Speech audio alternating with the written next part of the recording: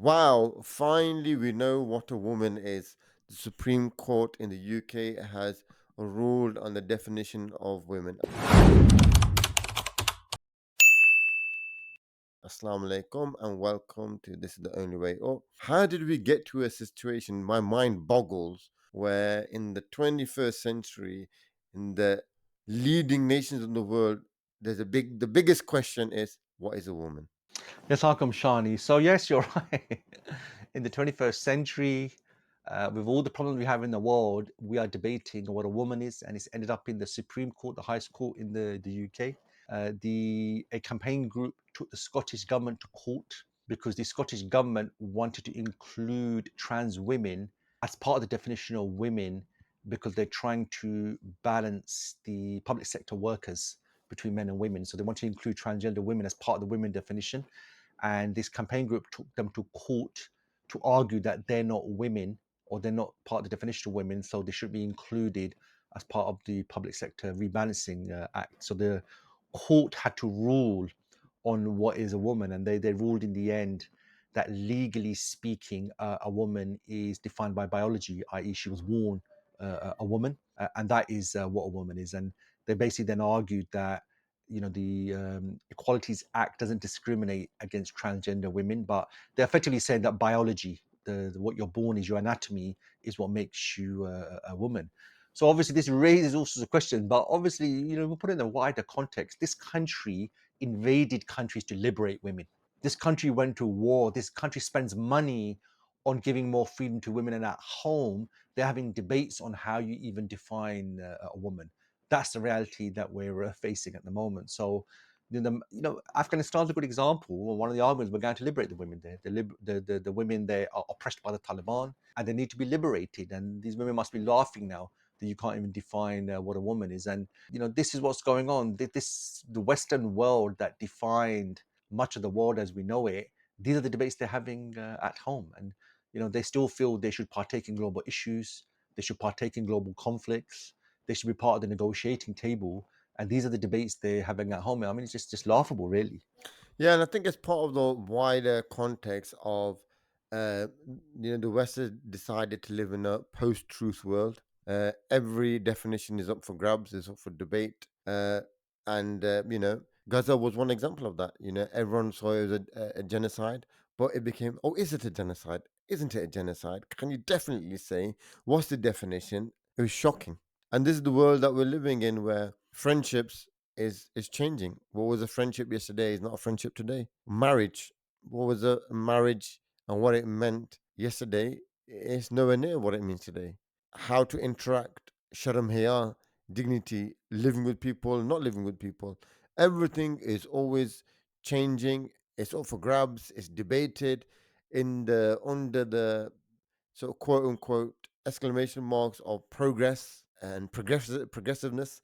And I think I got to the point where even the leader of the Western world, on his first day, first speech, within the first 15 minutes, had to say, guys, common sense, a woman is a woman, a man is a man. And this is how crazy the whole situation is. And no wonder, taking it further, there's loads of mental health issues. There's a lot of uncertainty. Why? Because things that were certain have become uncertain no more. When you're married, okay, is it going to last even? Because for one person, it may mean it's just a date, really. The whole situation is a date. Friendships, do they mean can I trust anyone? For one person, is a bit of money comes and the friendship's gone out the window. So it is a world where confusions, definitions, what's clear has become muddied. Yeah, absolutely. So what the left have been doing for a number of years now is they're trying to argue that, like your hairstyle, like wearing makeup, like the clothes you wear, your gender should be subject to your feeling and what you believe. So obviously, for all of human history, gender or sex was binary. You were male or female. And over time, certain things became associated with girls and certain things became associated with boys. So yeah, this was based on your beliefs, your society, where you were. What's happened now, these two are being muddied together. So you've got the biology, the anatomy. And what many people on the left are arguing is everything associated with boys or girls is based on societal constructs. Nothing's fixed. And so that's why they've been pushing that a person born a woman can become a guy. and if they feel that way, and they actually believe that even if you're born a girl, really you might have felt you're not really linked to the female feelings, and you feel you're a guy. So if you think about this, if you take this to its logical conclusion, nothing's fixed. You could just chop and change everything. It's all down to your feelings. So the number of people that have had gender reassignment have regretted it in the end. And what's funny is you could be an 8-year old and you feel you're not in the right gender, but these people have no right to vote. Until 16, they're the responsibility of their parents, legally speaking. But somehow, when it comes to their gender and they're not feeling right, so this has been the argument that we should just subject the gender is just subject to how you feel. You can change it like you change your hairstyle. And also, if somebody believes they're not in the right gender, then for their mental well-being, they should be allowed to change. And there's a lot of problems with this. And I think we've got to keep in mind that even this argument's really taken hold, and you can see obviously in America and a lot of the right wing, they're against this as well.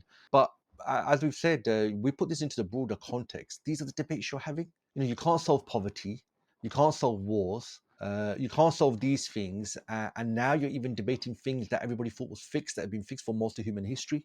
That what a man and woman. It really shows you where the West is, and I think for a lot of people who look at the West for answers, for a lot of people who feel the more we make the world more Western, the better we'll be.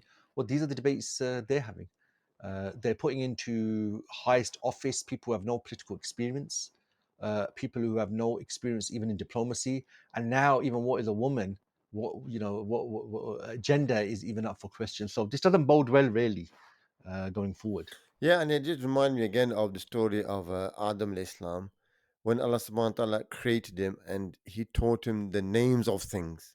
And what them things are, the name tells you, normally carries with it what it is, what is the function, how it works. Okay. And the angels, they bow down to Adam alayhi Islam. And this clarity of knowing what things are, knowing what they do, knowing what their purpose is, knowing what how it works, knowing how it functions, how it all clicks together, brings a big peace of mind. Knowing what friendship is, knowing what parents are, knowing what a husband and wife is, knowing what siblings are, knowing what neighbors are, knowing what work environment is, knowing what uh, the length of life is, knowing what society is, knowing how to interact with people, knowing how to help people. Being clear on this actually gives a big peace of mind.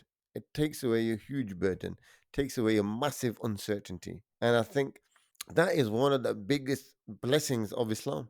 You're clear on things, you understand things.